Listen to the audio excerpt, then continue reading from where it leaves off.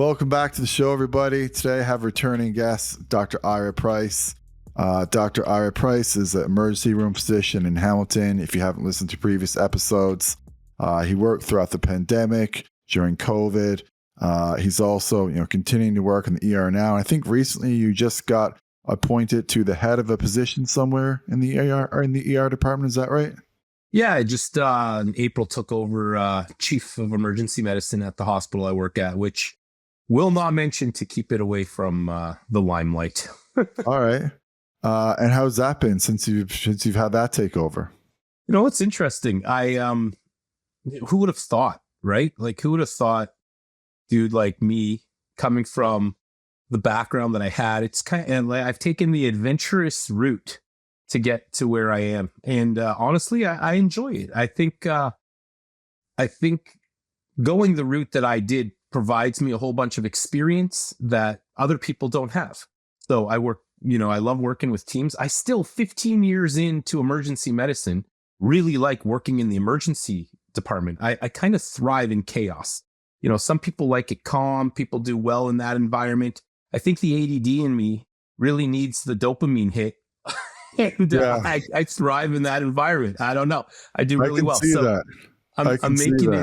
I'm making it into a department that with our team that everybody loves, which is great. Like where I was, I didn't see myself growing. And I think one of the most important things you can do for yourself is continuously grow and strive for something else.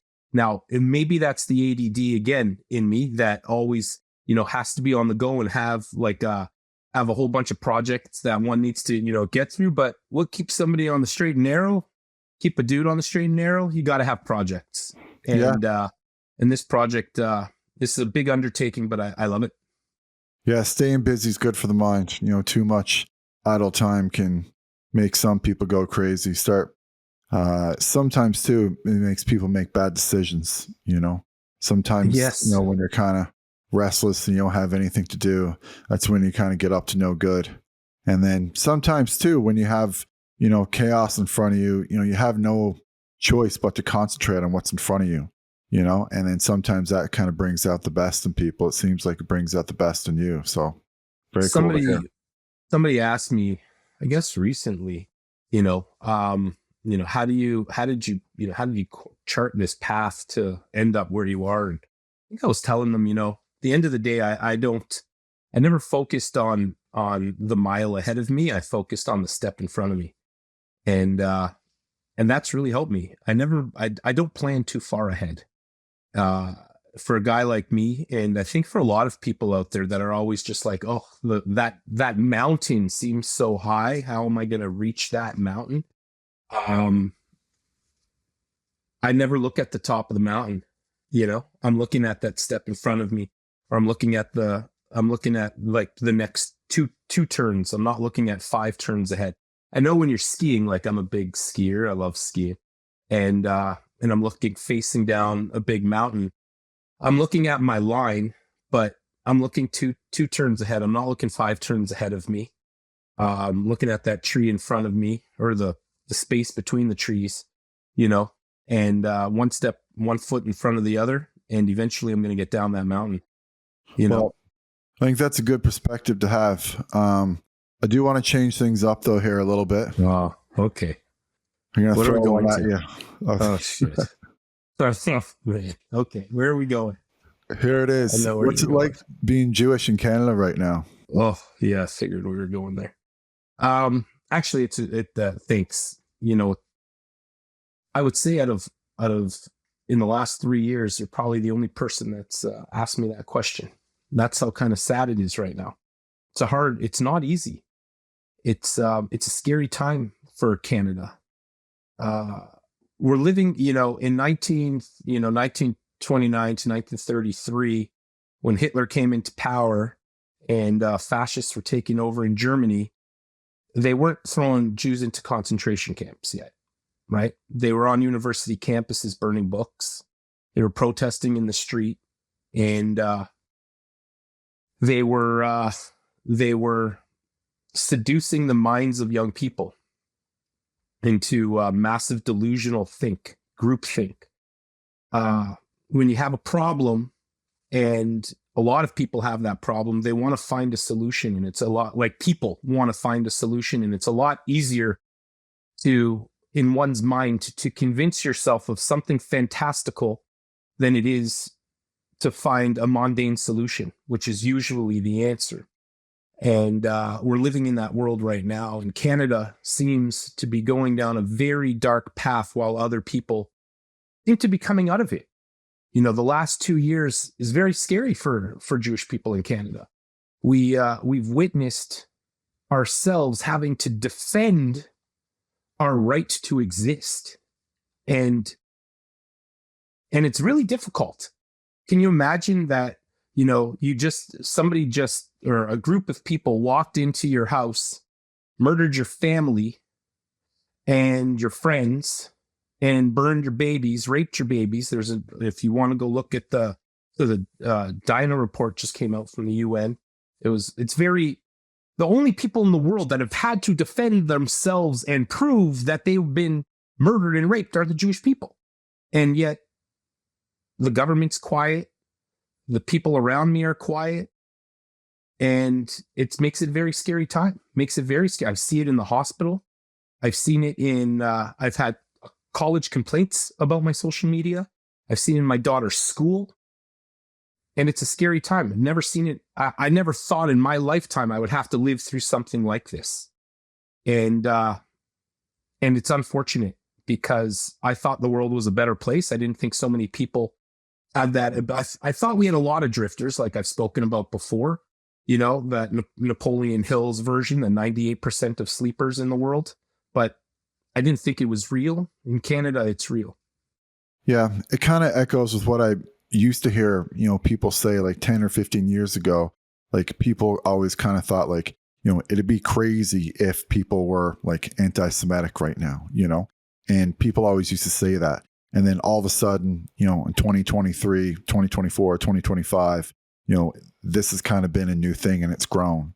And it's sort of really odd that for whatever reason, and, you know, like, I guess I understand like there's like sides, but it's so strange that people are just like all the woke crowd. You don't even have to ask them. Like, I know what like side you're on. You know what I mean? Like it's not even a question.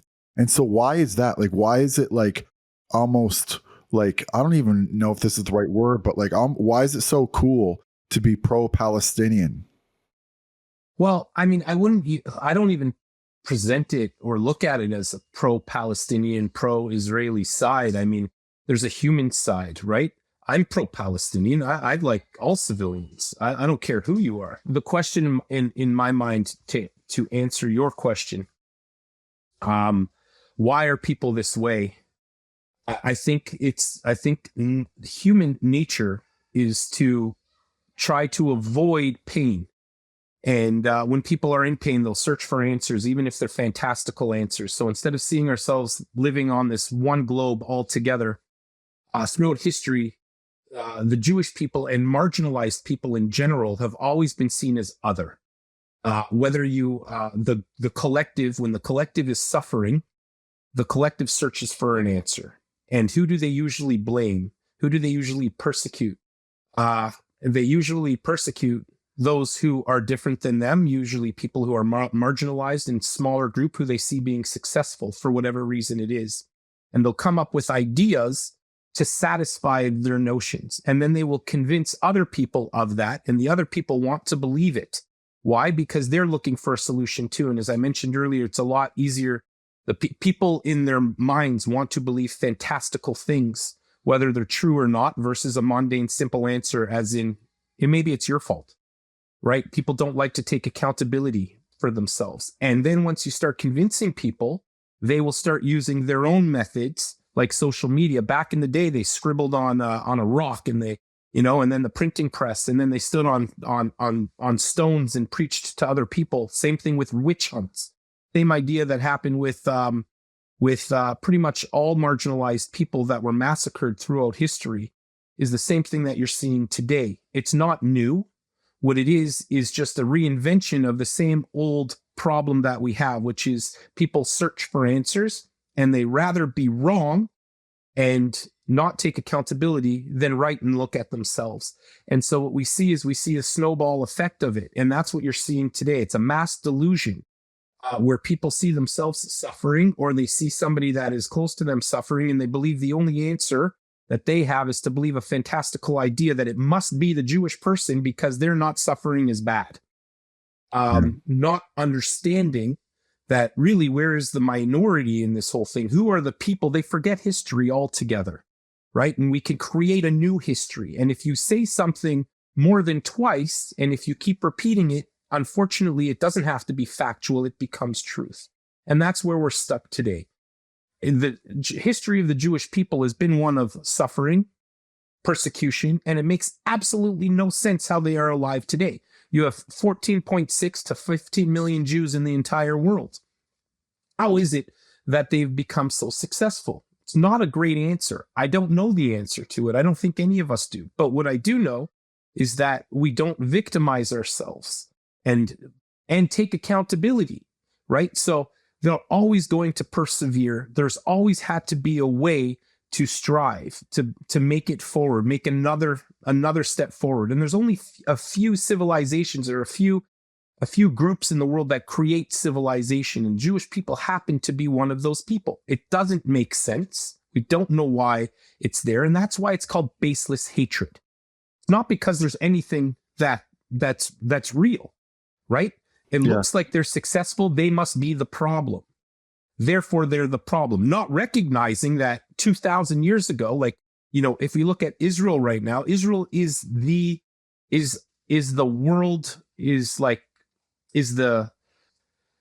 vision of what decolonization actually looks like. If you look at the Arab conquest of the 700s, it killed billions of people in that region, right? It started in Arabia. How are there 57 countries around there? Well, it wasn't because they were nice and everybody wanted to convert. That didn't happen.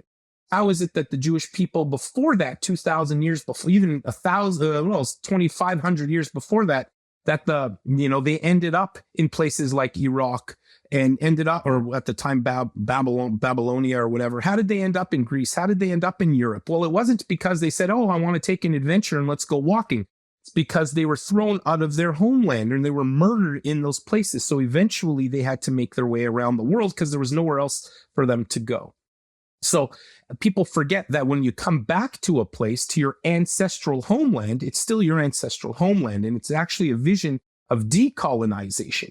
And never throughout history did they ever say, well, we just want it for ourselves. It's never been that way. When you look at the facts, it's always been, let's share this land, but there's one side that doesn't want to. Well, I really like what you said about how you're also, pro-Palestinian, like you're pro-human, And so you're just like pro making the world, or pro making, all places in the world, like essentially a better place. It doesn't necessarily have to be like, I'm going to be pro-Israel, so therefore I'm not pro-Palestinian, or I'm going to be pro-Palestinian, so therefore I'm not going to be pro-Israel. You can just be like pro-human, like pro-ending human suffering as much as possible, right? Yes, but I'm also not naive, and I'm not going to say, if somebody comes to my house to murder me, I do believe in never again. And if you're going to come to my house and try to murder me, I'm going to wake up earlier, and I'm not going to let you take my family out. And anybody that says, oh, okay, come into my house, I'm going to let you take my family out, that's not true. They're lying to you. They're not telling you the truth. I think we can't be naive. And the Jews have, you talk about genocide. When after the Holocaust and we lost nearly 50% of the Jewish population in the world, we still have not made it back to the numbers pre-Holocaust yet, right? There was almost 17 million Jews in the world. We're still a couple million behind that. Never again to the Jewish people is never again right now. Yeah. And we're in that moment. And the reason we are so loud is because the world seems to have forgotten what it means to speak up, right? Silence is complicity, and the world is silent right now. They're okay talking about every other person and everything else in the world. But as soon as it comes to Israel, there's a different standard. That different standard is what makes it anti-Semitic, what makes it non-human, what make these people living in their delusional world. That's what it is.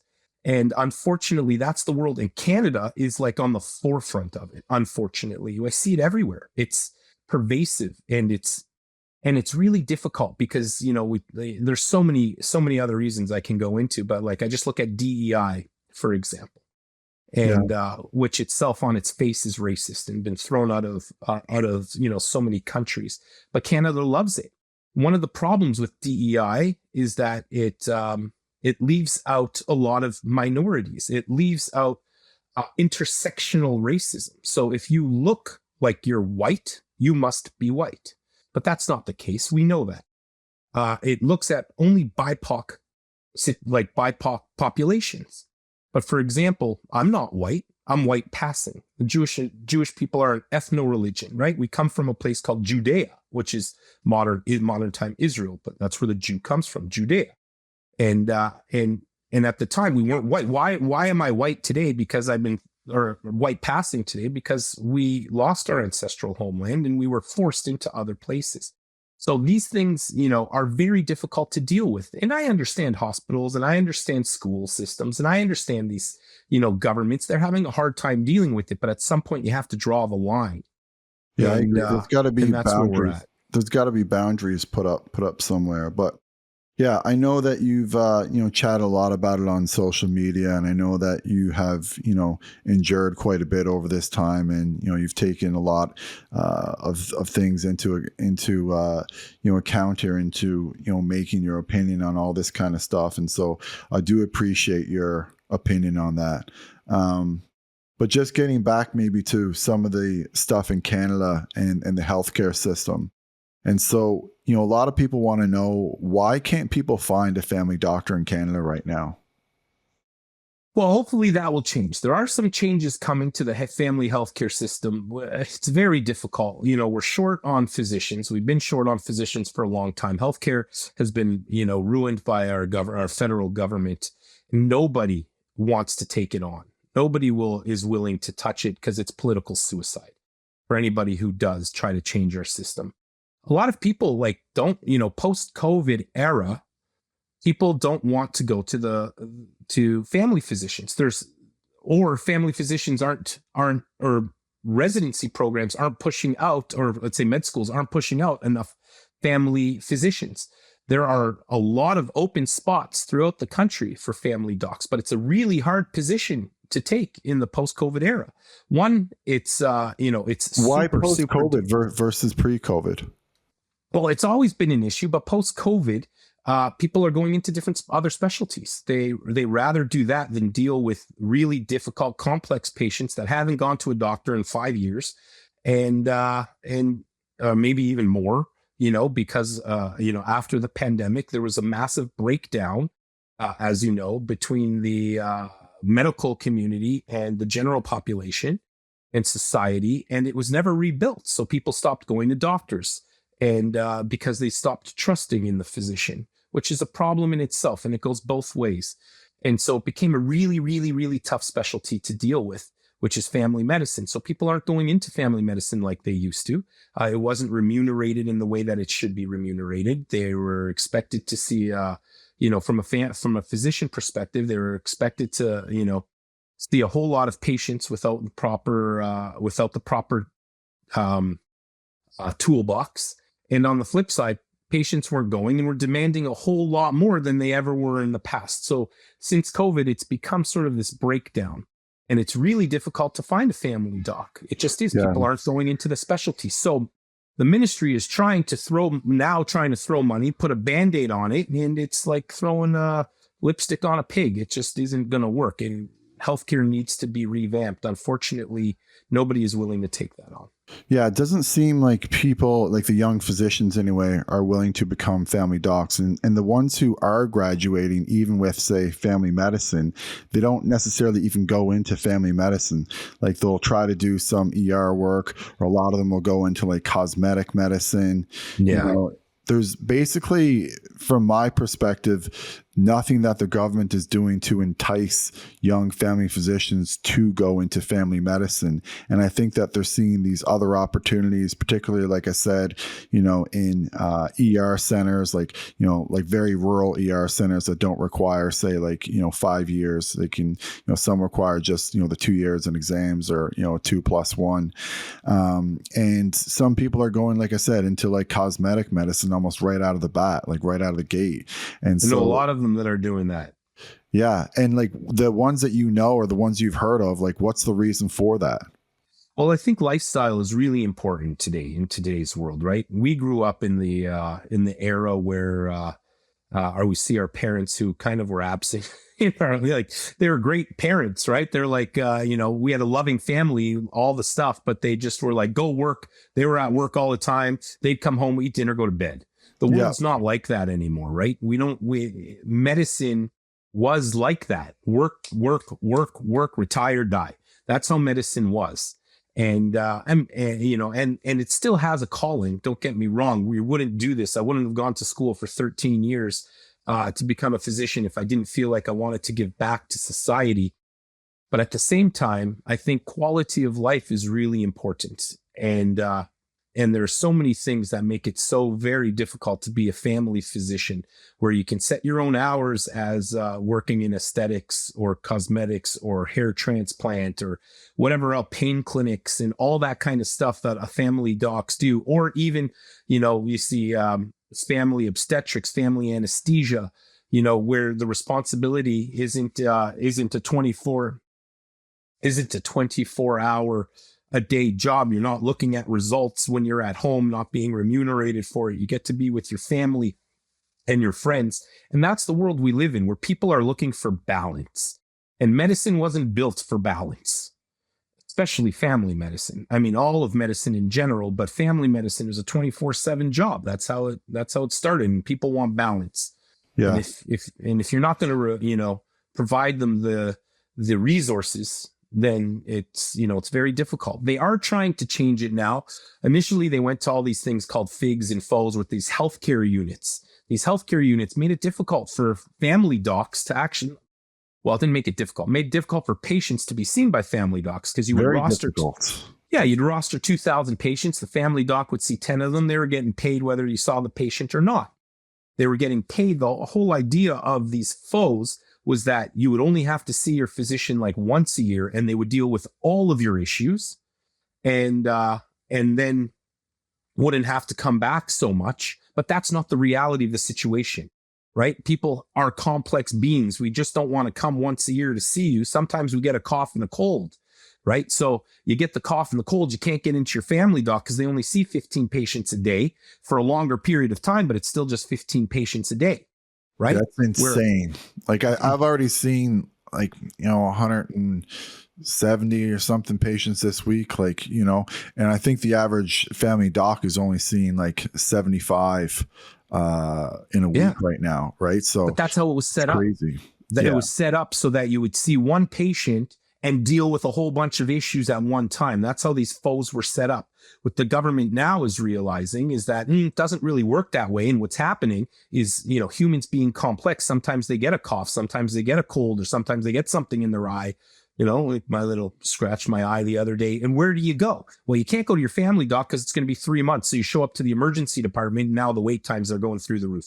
Do you think now the family docs, though, are kind of taking advantage of the FOs in some ways? Of course, I think everybody's taking advantage of it. It's this. Yeah. Listen, humans by nature are going to take advantage of situations they're in. I'm not trying to be light on doctors here. I think it goes both ways. I think the physician is only seeing 15 patients, and because they know they only have to see 15 patients. That's right, exactly. And whether they deal with one issue, no issues, and hope your patient doesn't show up that week, then better for them, because they only have to work 4 days a week. They get a day off every week. Now the government's switching backwards, and they're going to start, I think, remunerating physicians for the more patients they see again. So, they've got to find a balance, but right now our departments are overrun because family, for multiple reasons. One of them being that it takes 2 months to get into a family doc for a cold.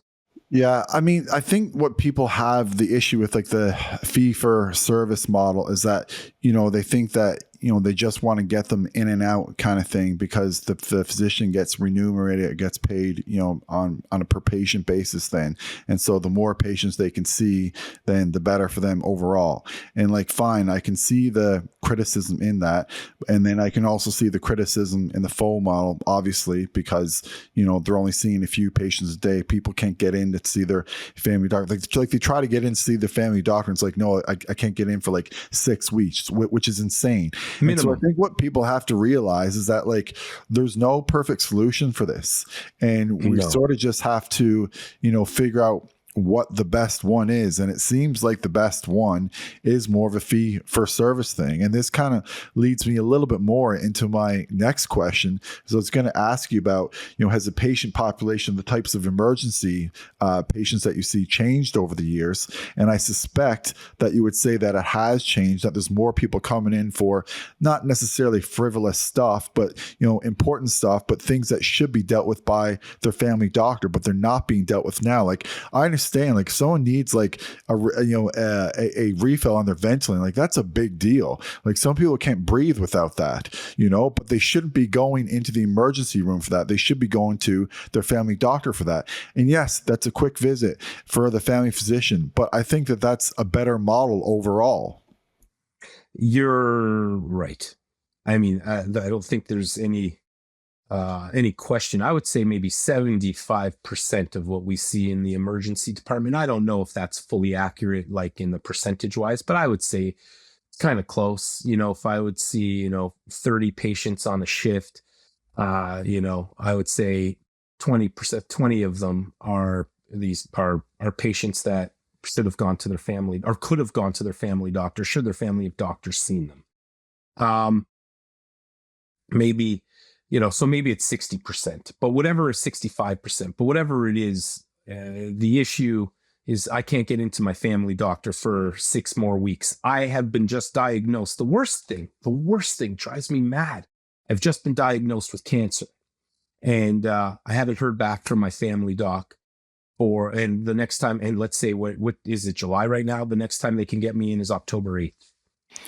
Yeah, that's wild. What? Like, are you kidding me? And this is, and so that, how does that look on the doctor? How does that look on our healthcare system? How does that feel for the patient? How, we talk about the breakdown of the physician or the medical and general community. And we talk about the, like the triggers of a lot of the stress. That's the trigger for a lot of the stress. And we don't have an answer to that right now. We just don't.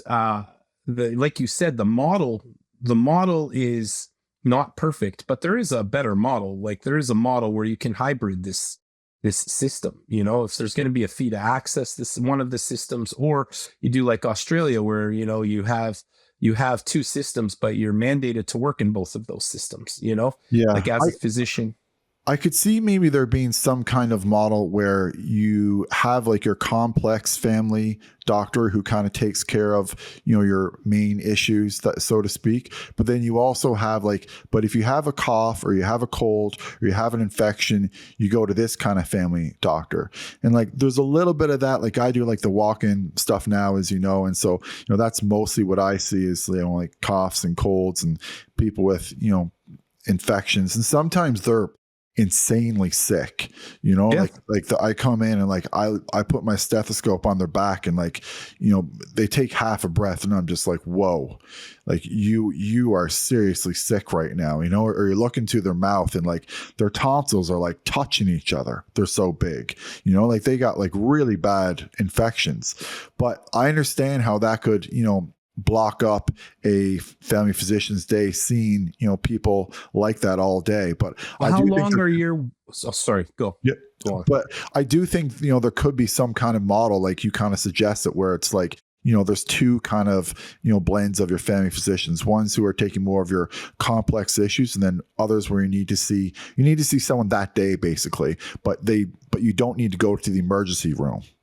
There are some docs who and they have like open, like, used to be this way, actually, especially when I was growing up. They always had walk-in their My Family doc always had a couple appointments for walk-ins during the day, and you would just show up. Maybe you'd have to wait a little longer, but you'd be able to show up, and you'd get to see your doctor that day. And for the other patients that had appointments, they were prioritized unless it was really sick, a sick person. And I think that's a possibility. Now you go, like, for example, you work walk-in clinics. How long's the wait time in your walk-in clinic?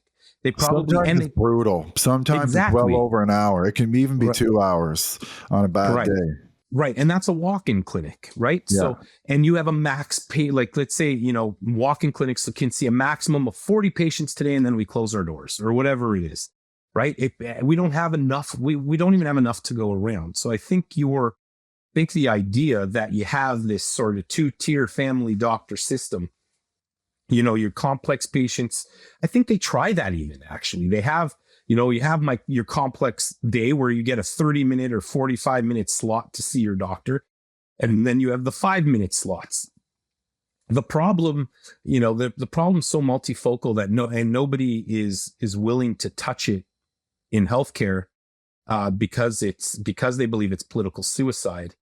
We're going to be stuck in this situation for a long time, I think, until somebody comes in and says, I don't care if I get elected next time, I need to change it now. Forms are a big deal too. People you don't get remunerated for those. I mean, people come in with really long forms, and they want them filled out, and they need them filled out. Sometimes people are really sick. Like sometimes they did hurt their back and like they literally can't walk, so they can't work. Now sometimes. Every now and then you have people who come in and, I strongly suspect that sometimes they're looking for a sick note when they're not sick. And, I will let them know that, and I'll certainly document it in my notes as well. And so you have to be careful again. But how does that make you feel? So I see that coming. It comes to emerge all the time, and I'm like, shoot, this person is for certainly looking for secondary advantage, taking advantage of me. And if you don't give them what they want, they're going to complain to X. They're going to complain to Y. You're going to have a hospital. You're going to have a college. And they didn't write me a note for my back pain, and then this and that, and blah blah blah blah. It puts you because we're afraid of the consequences if we don't give in, and no one has our back for that. Nobody has our back for that. No. So, and like, I just look at my first college complaint, or first, second, third, I don't know, whatever it was. One of those complaints where I fired a patient for swearing at my staff and being belligerent. And then he complained and you're allowed to fire patients. This guy was individual was belligerent. And it was this long, long, long time ago. And that was investigated for years, when I thought, I thought our governing bodies would have my back for doing something like that. Oh, you didn't document it perfectly this way, and you didn't do this. Does that affect your psyche moving forward? Sure. I still have a moral compass where I'm going to tell people, and I think you're the same way, exactly how I feel. And I'm very direct about it. People don't like that in today's world. Being direct with somebody hurts somebody's feelings in our woke world and makes somebody feel bad. And then when they feel bad, again, they're going to make up things in their mind because it's a lot easier than taking accountability. And you end up on the other end of that. It's a tough situation. It's very tough. Yeah, I mean, I will sometimes say to them, are you really sick? And even that is, obviously sometimes could be offensive to them. But like when it's the same person over and over, every time they have an exam, they get sick. It's like, it can't be every single time you have an exam, you get sick that day, So anyways, it's a tough situation. I look at, what I started to do, and I started counseling people. I know even in the emergency department, I do only work nights. So when I work nights, like if the department isn't a disaster and really crazy, I had a guy come in for high blood pressure, and he's so concerned that his blood pressure is like 160 on 94 or something like that. And, but I'm looking at him, he's morbidly obese. And he's like, isn't there a pill I can take to get my blood pressure under control? Right. And so you sit there and you're like, your problem isn't your blood pressure. Your problem is your weight.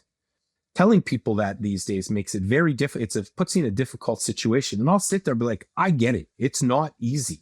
It's not easy living a healthy lifestyle, exercise and diet. These are the hardest things in the world to do.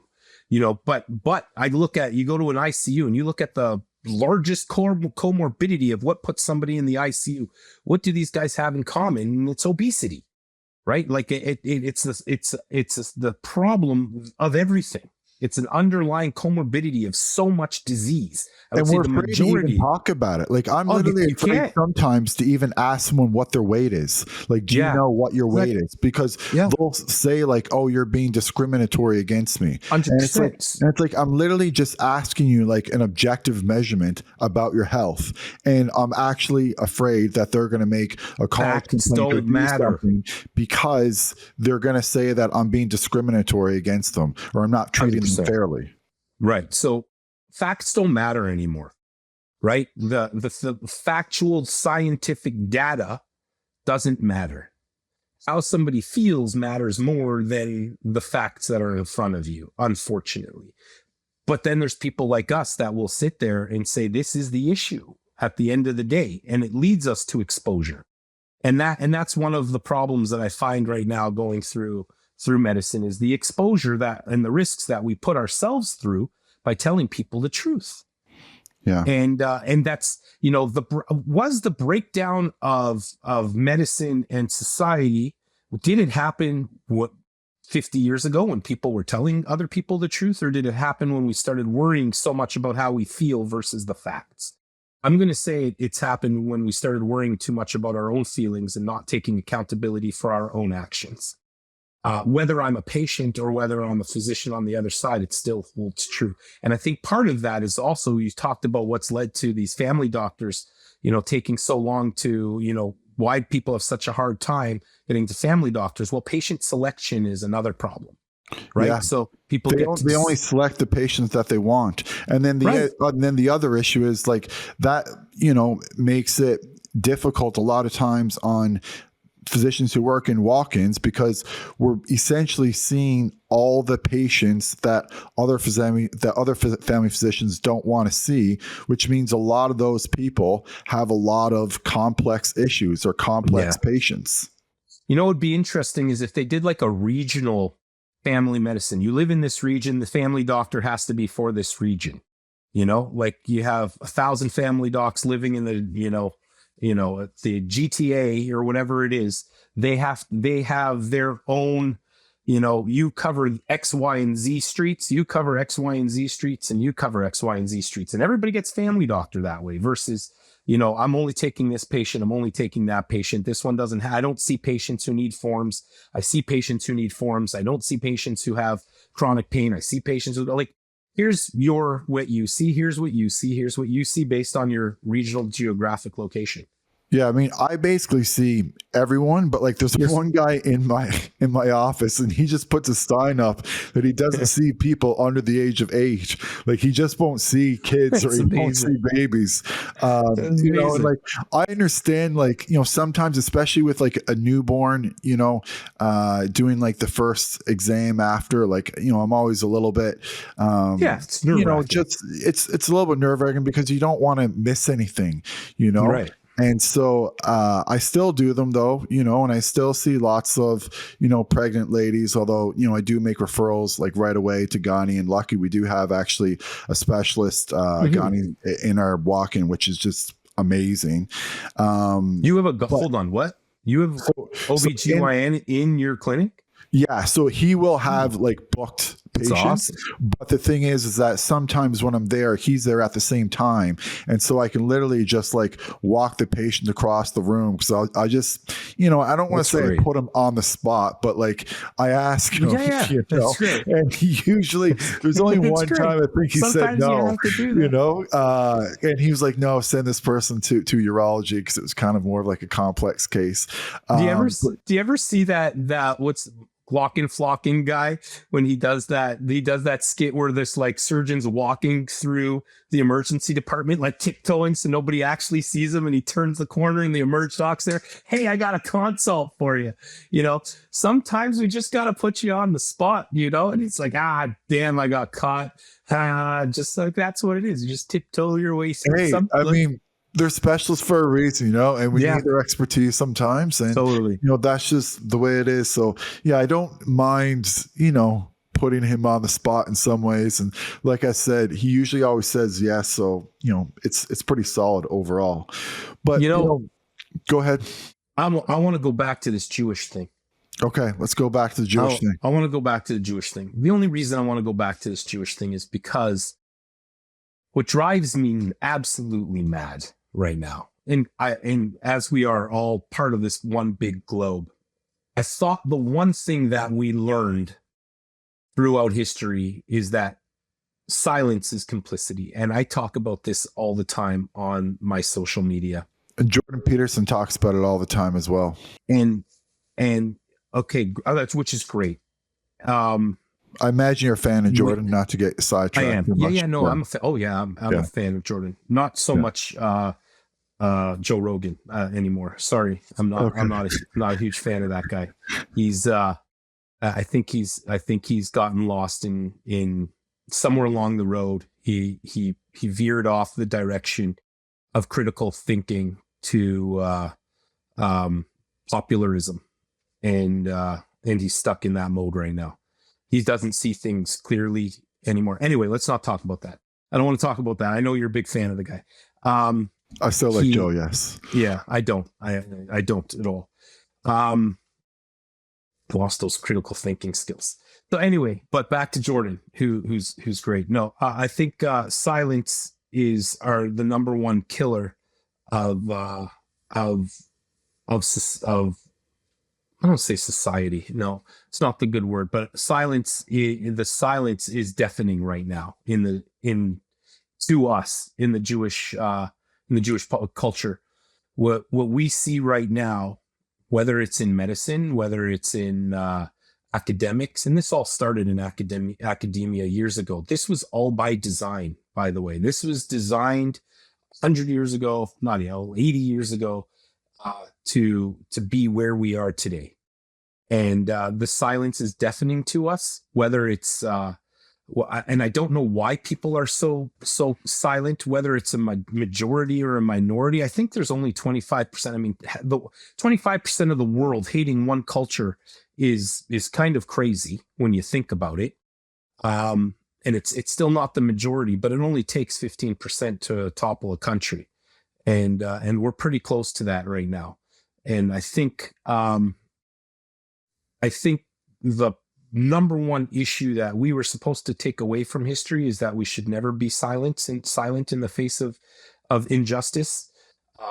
And when people say that, I'm not anti-Semitic, I'm just anti-Israel. Are you anti every other country in the world? Like, even let's say all things being equivalent, even though they're not, and most of this stuff is based on terrorist data. But let's just say, let's even throw that out the door and say, yeah, everything is super accurate. Well, are you anti-Christians right now because they murdered, billions of people throughout history? So you hate Italy? Like, does that, because you don't like the Pope, so Italy shouldn't have a right to exist? Like, none of it makes sense. And there's only one culture or one ethno-religion, which Judaism is an ethno-religion, that is like that. And that's what makes it anti-Semitic, when you apply a double standard to another people. And that's what we're seeing today. And the silence of those people, and the silence of the feminists, and the silence of the LGBT ... community is deafening. And I think these people are living in a mass delusion. And until they wake up, none of it is going to change. And why are people so afraid to speak up about that versus some of the other issues that you just mentioned? Because I think when you have violence on one side and you have peace on another side, are innately, and so in a certain way, I don't blame people, because innately our goal as humans is to avoid predators.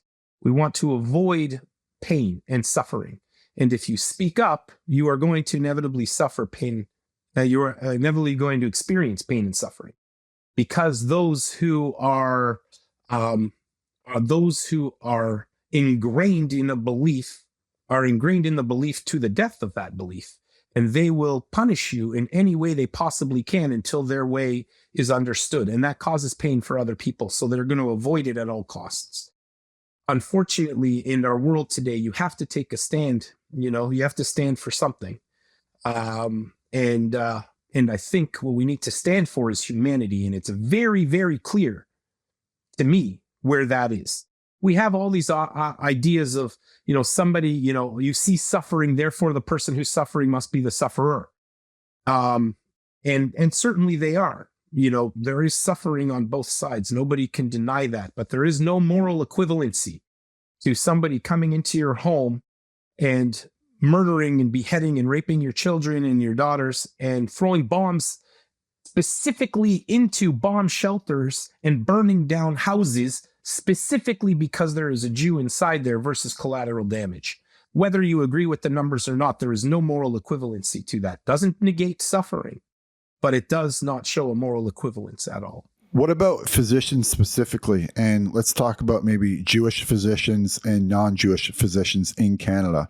Do you think that there's been a lack of, or maybe I should say, too much of a silence of Jewish physicians in Canada and also non-Jewish physicians in Canada? I see David Jacobs is his name. He's very active on Twitter, and he certainly speaks his mind quite a bit. I know you do. Maybe there's some other, Jewish physicians in Canada that are, speaking up. I'm not familiar with everyone. Yeah, of course. But do you think that a lot of people are not speaking up when they should be speaking up? And again, you can break it up into Jewish and non-Jewish. Yeah. So, I think, so first of all, there are the Jewish people are like any other culture, right?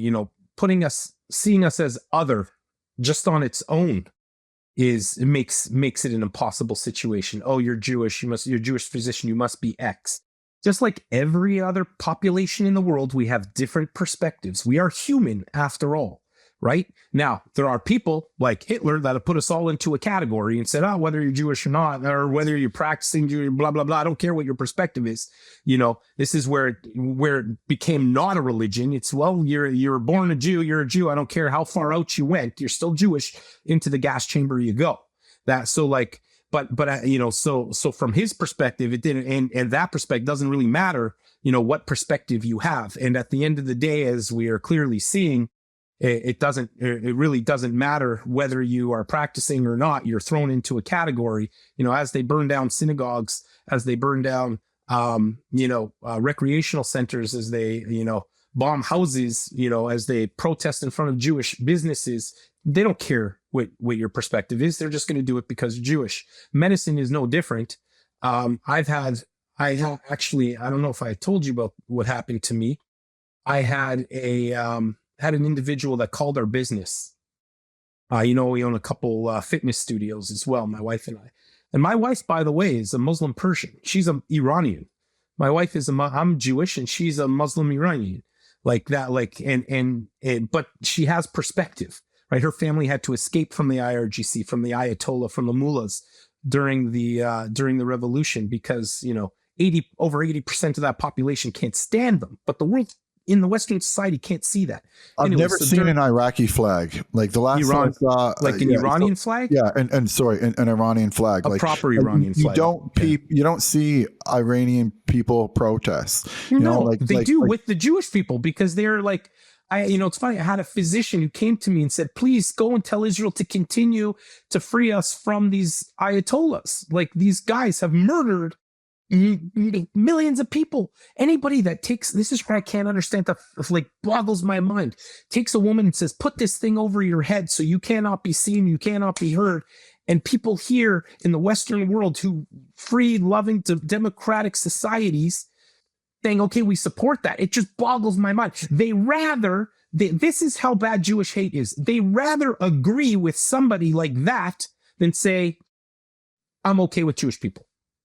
That's how far they're willing to put aside their own moral compass just to hate somebody else. Do you see how backwards that is? I do, but why do you think that is? Do you think it's because it's more accepted and it's more like on, say, like the woke side, and that, if you don't support, the other side, if you don't support that, then you're seen as Islamophobic and like all these other things, whereas like, it's not as, I guess, bad for people to, you know, make an opinion about, you know, being anti-Semitic? I think it's multifocal. I think there's many reasons for it. I think it goes back thousands of years, and we got to start off by saying, you know, Jewish hatred is baseless hatred. I think it comes down like every generation this isn't new. Every 100 years, imagine the Jewish people have suffered this every 100 years for the last 3,000 years. And you got to ask yourself, why is it? Why are you, is it because you're successful? Is it because you have a bigger head, you have a bigger nose? Is it because you're taller, you're shorter, you're too much one way, you're too little another way? Every generation, they will come up with another excuse that may be opposite to the generation before it, why we don't like you. It's because you're in Israel. It's because you're not in Israel. It's because you're too rich. It's because you're too poor. It's because you contribute to society because you don't contribute to society enough. It's always going to be something, and it's happened throughout history, and so for one thing, it's baseless. And a lot of these tropes are baseless. Two, it's conspiratorial, right? You have people that say, the law. So whether you're on the left or whether you're on the right, at some point, those two, whether you're like alt-left, communist, or you're alt-right and you're a fascist, at some point, they both are going to hate you. It just happens that the left has gone so left right now. Eventually, hey, listen, how did Hitler start? He was a socialist, the National Socialist Party, right? And eventually he became a fascist, but he was that's not how it starts. Never starts that way. It's how it finishes, but it never starts that way. We're helping you through a problem. Look who isn't suffering. Let's blame our problems on somebody else. Every generation, people have problems, and instead of taking accountability for themselves, they have to blame a marginalized group. It just happens that a marginalized group that happens to be successful is the Jewish population, but there's lots of them. There's lots of other people who are marginalized, societies who are successful, but for some reason don't get blamed that way. And it's happened through medicine. It's happened like directly in my life. Let me give you an example. So I guess it would be last December. Maybe even just in the winter time, we got this, we kept getting these emails from somebody that was at our, one of our facilities, one of our fitness studios. And this individual says, I'm just wondering, I love coming to your studio, but I'm just wondering if you have any connections to Zionist organizations. I sent this by email. And so I initially we just ignored it. And then she sent it again. I'm wondering if you have any connections or affiliations with Zionist organizations. Zionism, by the way, is just the right for the Jewish people to have a homeland and have a right to exist. This is like the meaning of it, right? Which there's nothing wrong with that. It's taken fully out of context now. I mean, we could talk about why do we even need the word Zion? Like, why does anybody need to have a word that says you have the right to exist? It's weird. Like, who else in the world has a phrase that says you have the right to exist? Like, only the Jewish people have to come up with a word, a phrase that says you have a right to exist and you are equal. That's what basically Zionism is. I don't see you have patriotic Canadians, but there's no word for like the Canadian has the right to exist. It's freaking weird, man. Anyway, so she kept sending these emails. Eventually my wife calls her back and says, we, our studios are not, we don't support any organizations. We're just, we're just like a fitness group, but we are owned by Jewish people. And as such, who have a belief that the Jewish people have the right to exist. This individual then went online onto social media, into all of the social medias, into all of the pro-Hamas, social media accounts, and started saying, this fitness studio supports genocide and blah, blah, blah, and started trying to rip us apart. Obviously, it's not our population of people who come anyways. Some of them are actually we're open to, obviously, like I mentioned before, I don't care if you're a peace-loving human, I love you. I don't care who you are, what color you are, what race you are, whether you're Palestinian, Jewish, I don't give a shit. I love you all. And we are just a community of people, but there are people that just want to hate. So this person goes online. Anyway, I find out who this person is. She is a senior health analyst for the federal government of Canada. health policy analyst. So I go to, I report her to her work and say, like, this individual is literally saying I don't have the right to exist. She's coming to a business, trying to get a business. It's against the law to try to boycott a business because of their religious affiliation. It's just crazy. This individual works for that government. Okay, so I report her to the government. I'm like, you want somebody, like, she doesn't represent us. Like, this is crazy.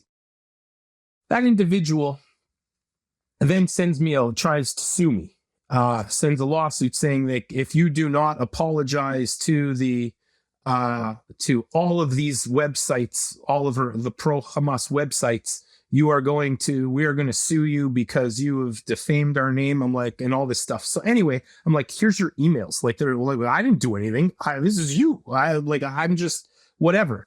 This individual then goes on to try to, analyze, like they all do. It always starts with one thing and then it trickles and goes into everything. So they put in likely it was this individual. I can't say for certain, but who else was, all the timeline aligns.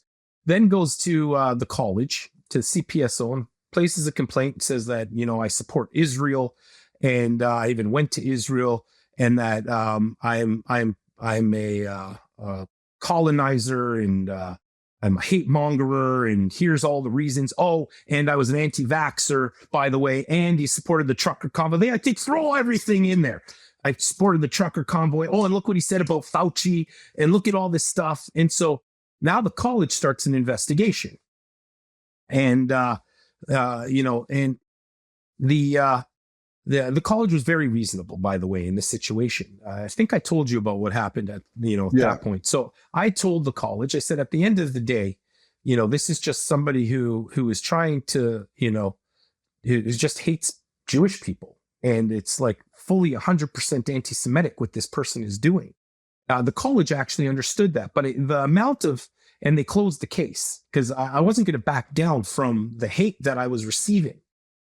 But it's crazy. This is just one example. At the hospital, we have people talking about Israel genocide and this and that. Like, they don't even understand. People throw around terminology that they don't understand, or they just want to fit a narrative. And it's crazy to me. And these are the things where facts don't matter. If you say something once, you say something twice, and there is a tweet about it, it then becomes fact. That is how society has worked through history. It's not new. And that's what's happening now. It's just a snowball. Well, I'm certainly glad that they had, your back on that one particular issue. I know that, like we've said before, there's certain things that I wish we had our back on more, like the obesity thing and some people trying to get fake notes and that kind of thing. But at least they had your back on that. I know we've been on for an hour here, brother. Do you have another 5 or 10 minutes to go? Or yeah, sure. Okay. Me. Okay, perfect. And we can certainly close if you have anything else to say on on that topic. But I did just want to ask you a couple other questions just about. I'm just gonna sure, no problem. I just want to finish by saying that we shouldn't be silent. I think it's pretty clear. It's hard to speak up when you see injustice, but I think we have to. I think we have to accept suffering on all sides. Suffering is awful. Right. But I don't think we have to settle for false non-truths. And because you have a university diploma doesn't make you an expert. Right. You have to accept people's lived experiences. And I don't think there's any place for hate in this world. And that's where and I think we need to wake up. That's what I just wanted to. Okay, go on. Well, beautifully said. And I appreciate your thoughts on that and everything else that you said during this conversation as well.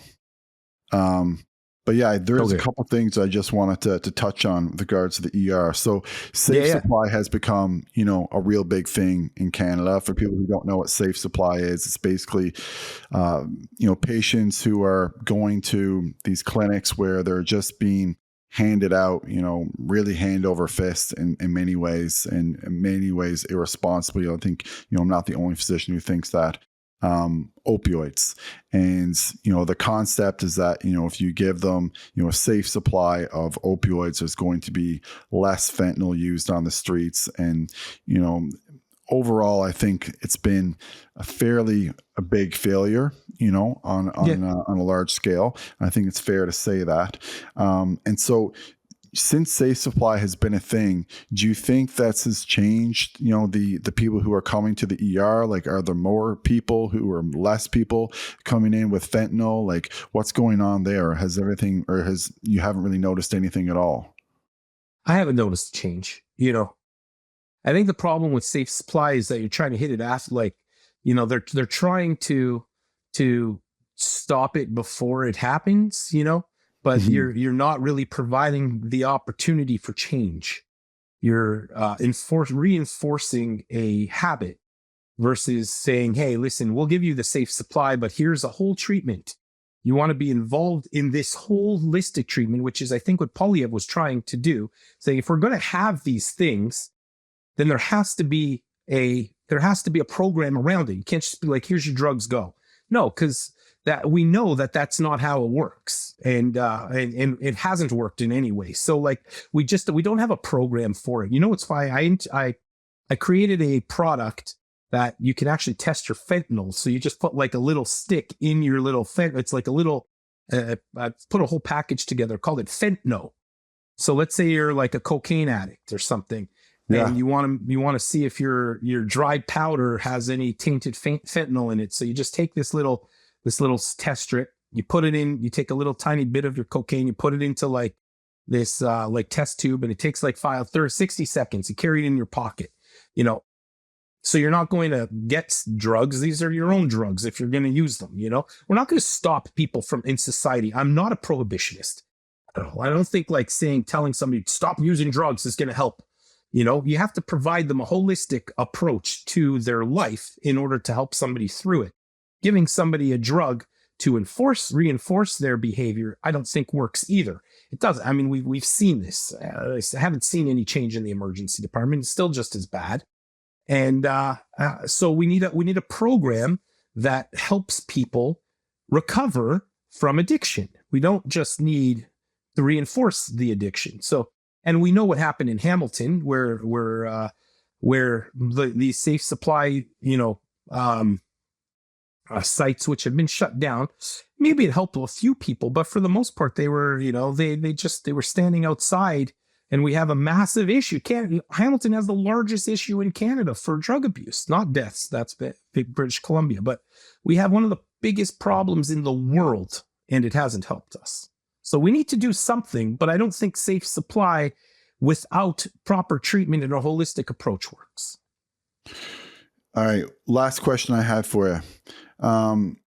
So MAiD has been a thing that's been introduced in Canada now for a while. So it's medically assisted induced death. Do you ever get patients actually come into the ER requesting this service? You're not going to like my answer. I am a huge proponent of MAiD. I think MAiD, my mother MAiD, and I think MAiD has a very rightful place. How we use it in society is a different story. Society in general, and I think this comes to our philosophical or to our moral, fortitude, however we believe as society. I think societies in general have to have a vested interest in life.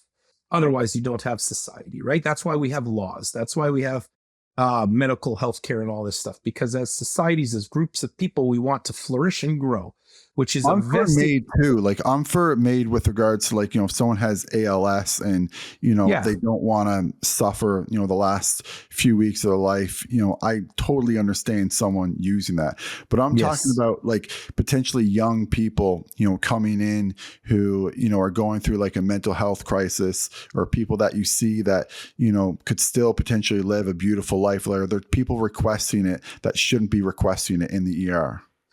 Okay, so I don't really see it very often, people coming in. Nobody really comes to Emerge and says, I want MAiD. I think a lot of this, I want MAiD for my mental health. Like, can you help me get MAiD? We very rarely, if ever, see that.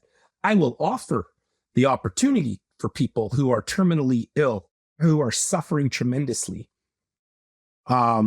Not for mental health, but for other reasons. I will say there is a program. When they start talking to me about it, like I've tried with my family doctor for months on end, and now I'm like a quadriplegic, and now I'm in and out of the ER every other day with septicemia, and nobody is helping me. Doc, help me. I believe that people for the most part, have the ability to make their own decisions. Okay. I, this is hard. Like, this is a really hard topic to talk about because, we say, who are we to enforce our belief onto somebody else? That makes us an imperialistic conqueror, right? I'm not here to change your belief system. I don't care what your belief system is. As long as it doesn't hurt me and hurt society in general and other people, and you're not trying to kill somebody, and you're not creating hate speech, and you're not doing all these things that are detrimental to society, who am I to tell you what to do with your life? Why do we believe that we have the right to tell all these people what to do? Obviously in mental health, we have to, at some point, if they are, delusional or danger to themselves or danger to somebody else, we have to take that responsibility, and we have a whole area of focus that attempts to understand the brain, which we still can't. We still don't have a great understanding. And there's sometimes that we have to take that perspective, that we have to care for you because you can't care for yourself. But I don't think that's the majority of the time at all. I think maybe that's 10% of the time. And who are we to tell those 90% how to live their lives? I don't like that. I like to stay out of people's lives. As long as they're not hurting anybody else, intentionally, who are we to impose our belief system on somebody else? Well, I'm really glad to hear that there's not, young people coming into the ER just kind of like. That's not what you wanted to hear. No, there's not. Not good. At all. When young people come in, we try to help them, and we try to provide them with a safe environment where they can, a lot of times it's a lot of confusion, right? People do suffer severe mental health issues. And I think it is our obligation to try to help them through it. And we do a wonderful job, I think, in emergency departments. I don't think I can ever even, and I've seen thousands and thousands and thousands of patients. I've never had a mental health patient, maybe one, with severe MDD, and she was elderly at the end stage. She's like, I have been suffering in and out of this for the last, 50 years, attempted suicide multiple times. That was one person. She was in her 80s now. He's like, how do I MAiD? And I think this was years ago. You don't see young people coming in saying, I'm going to MAiD myself. No, they come in trying to kill themselves. They don't need MAiD. All right, brother. It's been about 70 minutes here now. We're all right. Well over an hour. Thanks so much for coming on. But before we let you go, where can people find you on social media? Any closing thoughts? Anything else you want to share? You can check out my website. It's driraprice.com. My Instagram is usually where I am as well. dr.ira.price. The TikTok doesn't like me. So I'm rarely on there anymore. I don't know about you, but I've pretty much been banned off of that. And I don't go near it. And I stay away from the cesspool, which is X. So you won't see me on there either. I honestly try to keep my mind sane. So it's my website or my Instagram. Cool, brother. Yeah. Thanks so much for coming on. I know this is I don't know if it's your fourth time, something like that, on the show. I love it. I think you've been on the show the most out of anyone. So always great to, chat with you. We're obviously going to do it again, sometime. Do this at least annually. And anytime, you want to come on, you have some shit to say, or just kind of thinking, I need to just get some shit out. You just let me know and we'll hook it up and we'll do it again. But thanks so much for coming on. Thank you, everyone, for listening, as always. And I'll be back with another episode soon.